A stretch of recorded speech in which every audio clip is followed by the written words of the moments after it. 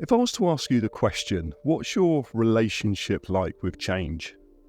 I wonder what your most reflective and honest answer would be. Now, I know it's a really deep and rhetorical question. No need to answer it now. But one of the healthiest things we can do for ourselves in service of our happiness and that sense of inner balance is to ask the question and to really get to know our most truthful response to it. If you are thinking about it, there's a good chance that an answer that pops up is, well, it depends.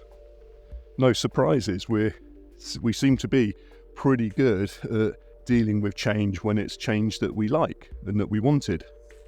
But so often we tend to struggle when things change and we don't want them to change. I know, not rocket science, is it?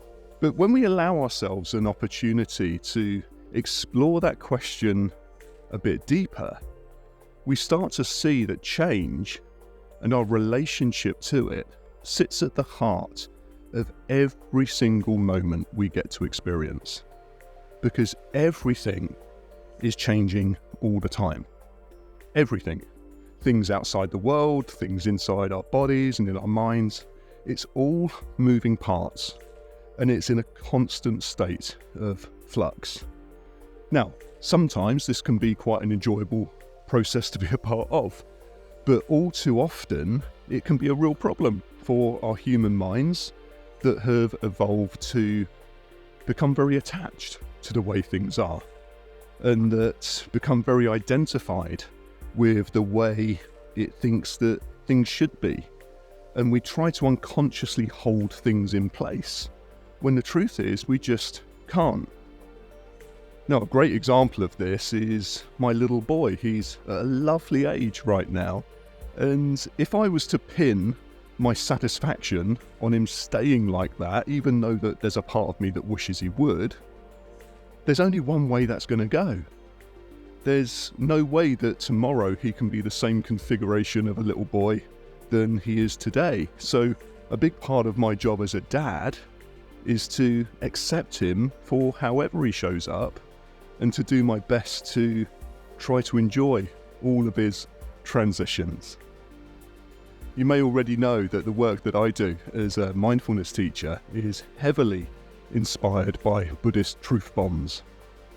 And in my humble opinion, the most profound truth bomb the Buddha ever gave was delivered in one line when he said, "Whatever has the nature to arise will also pass away." Now that sounds really simple, doesn't it? But if we think about that for a second, whatever has the nature to arise will also pass away. What does that include? Pretty much everything. We live in a world that is governed by this non-negotiable law of impermanence.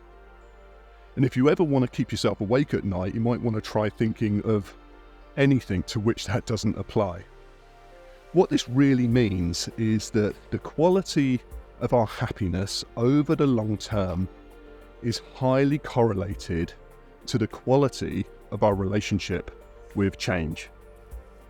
And in order for us to experience more of that genuine and authentic kind of inner happiness and that sense of inner balance and peace of mind while we're going through all the trials and tribulations of our lives, the best thing we can do for ourselves is to learn how to hold change a bit more fluidly and a bit more lightly.